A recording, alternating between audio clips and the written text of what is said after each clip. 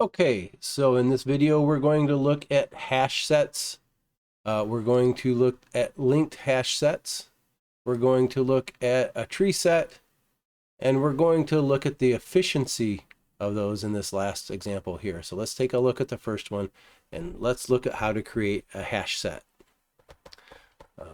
So right here, we're creating a set of strings, a set of type strings called set, okay? And it's going to be a new hash set. So we use the new keyword with hash set and the type diamond to create a set that contains strings. Once we have the set, we can call the add method. So set.add, and we're going to add London, Paris, New York, San Francisco, Beijing, and then we're going to add New York again. Okay. Finally, we're going to print out the set to see what it contains. Then we're going to use a for each loop. So for every string S that's in set, we're going to print out that string in uppercase. Okay. And then we're going to do it again. We're going to print a blank line, and then we're going to do print out that version in lowercase, but this time we're going to use the for each method that's built into set. And this might be new to you, but this basically says for each, and then inside the parentheses for each element, and then we have an arrow for each element in the set. Okay, we're assigning it a temporary variable e, just like we assigned a temporary variable s up here. So this is a little bit shorter to write. For each element, we are going to system.out.print the element, and we're calling its to lowercase method. So this is just two different ways to write a loop to iterate over a set. This one's going to print it out in uppercase, and this loop will print it out in lowercase. So when we run this, okay, I ran it, and notice what we get for our result. We get San Francisco, Beijing, New York, London, and Paris. Notice they are not in the order that we added them. Also notice that New York only appears one time. It was not allowed to be added the second time. Okay, so sets store things. They let us test to see if something's in the set very quickly, but they don't store multiples, and they don't keep an order. Okay, and then here's where it printed out in uppercase, and here's where it printed out our set individually in lowercase. All right, so that's how a set is created, how we add items to it, and how we can iterate over it. The second example we're going to look at is a linked hash set. It works very similarly. So we're still creating a set of strings here. You could use linked hash set here. It doesn't matter. We can do it as just a simple set because the add method all belongs to classes above this. So we're going to do a new linked hash set, and we're doing the exact same thing we did in the previous example. We're adding London, Paris, New York, San Francisco, Beijing, and then New York again. And then we're going to print it out. And then we're going to print out each element individually in lowercase. So we'll go ahead and run this. And we'll come down here. And now we get London, Paris, New York, San Francisco, Beijing. London, Paris, New York, San Francisco, Beijing. So a linked hash set keeps the order for us. Okay, so the difference between a hash set and a linked hash set is that a linked hash set contains an order. A regular set does not care about order of the elements. Third example here, we're going to do a tree set. So let's see what we're doing here. We're creating a set, basically a hash set. We're creating a new hash set called set. We're adding the same things we added before: London, Paris, New York, San Francisco, Beijing, and then New York again, just to test that it doesn't hold duplicates. And from that hash set, we're creating a new tree set. And when we say new tree set, we're passing in that set. This hash set that we created here, we passed it into the new tree set command so that we can create a tree set containing those cities. And then we're going to print out the sorted tree set. Okay, so let's run it and look. We'll look at up to that point in the program. You can scroll down here. Okay, so we have our sorted tree set that gets printed out: Beijing, London, New York, Paris, San Francisco. Okay, so it used the hash codes to sort those, and that's based lexicographically. B comes before L, comes before N, comes before P, comes before S. All right, so that is our sorted tree set. Okay. Now let's look at some of the methods we can use in this sorted set, in this tree set. We can say tree set dot first, which gives us the first element in the set. And we can say tree set dot last. We can say to get the head set of New York, which gives us all the elements that come between New York. And the tail set will give us all the elements that come after New York. So let's go down and look at those. This is an assorted set. So there's our first element was Beijing. Our last element was San Francisco. Here is the head set for New York. That gives us Beijing and London, because those two cities came before it.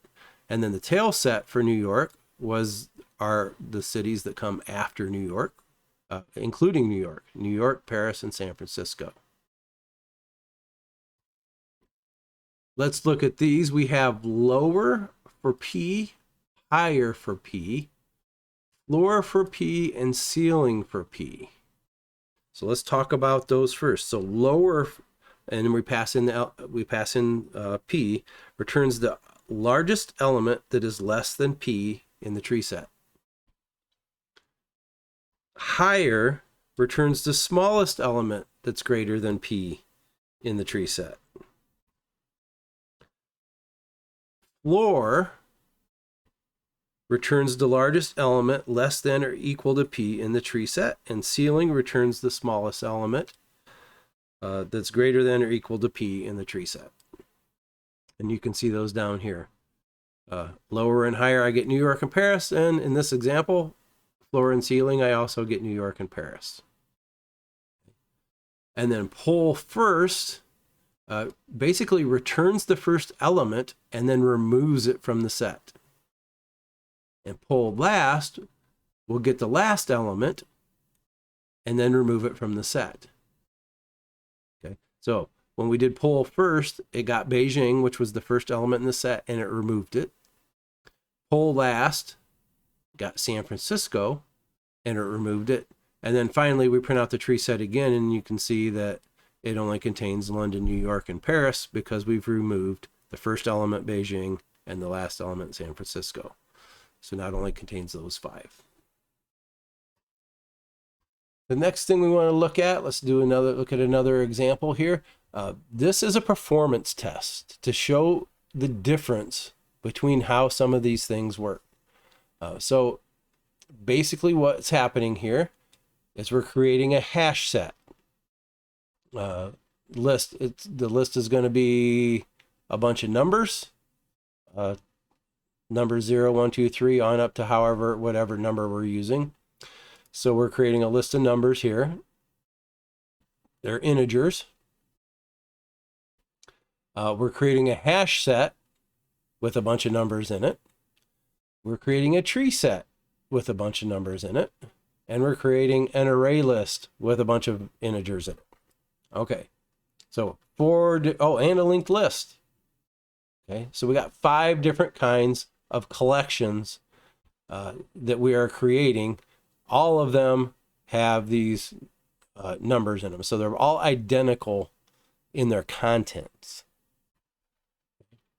And then we're going to call some methods here. Get test time for set 1. We're going to test to see how long it takes to find a number. So this get test time method is down here, get test time, and it takes a collection. So we're going to pass in the collection, right? And then we're loading the system's current time in milliseconds. And then we're going to go through and look to see if a number is in the collection. And after we find out whether the method contains that number, we're going to look at the current time again and subtract that start time that we had to find out the length of time it took to find out if that number was contained in the set. All right. Get remove time is very similar, except instead of looking to see if it contains something, we're going to see how long it takes to remove it. So we get this time, we subtract them to see how long it took to actually remove the element. All right, so that's the test we're doing. Let's go ahead and run this.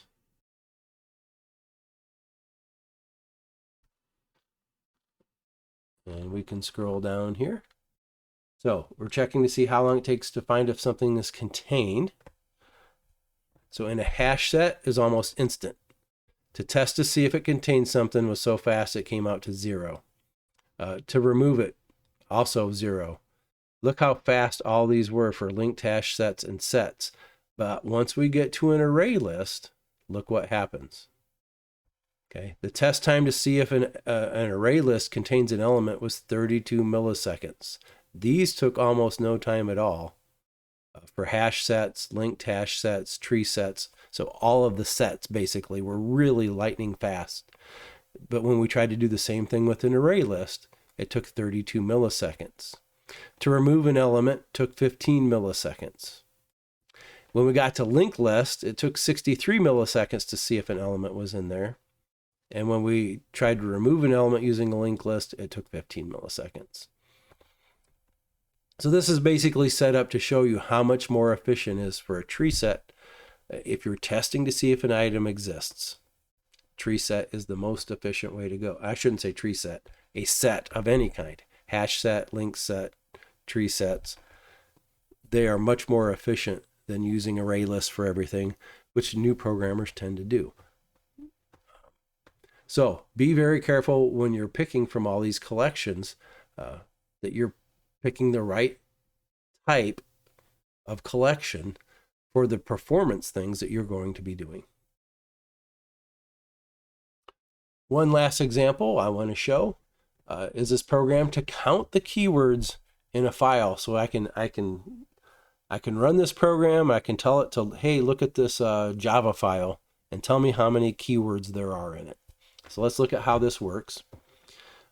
We have a main method here that sets up a scanner, asks the user to type in the name of a file, and then we test to see if the file exists.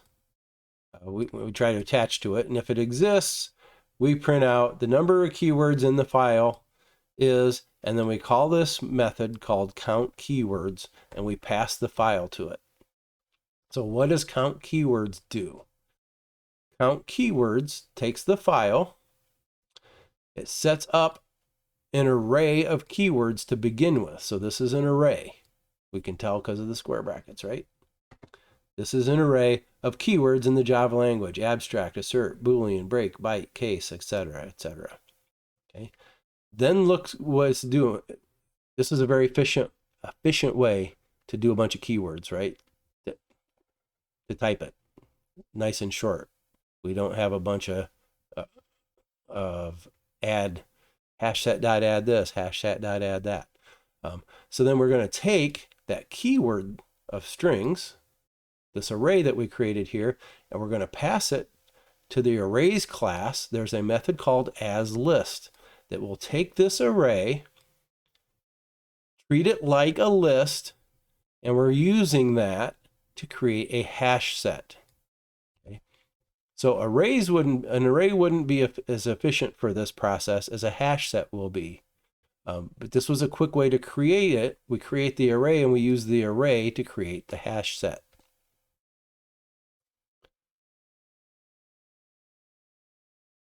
All right, then we go out to the file and we start iterating through the file. And as long as it has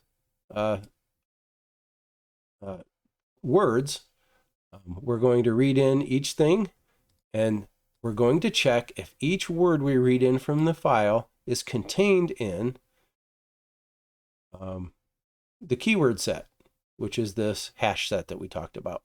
So each word we read from the file, if it's in the keyword set, if the keyword set contains that word, we're going to add one to our count. And once we're done looping all the way through the file, we return the count. So let's test this.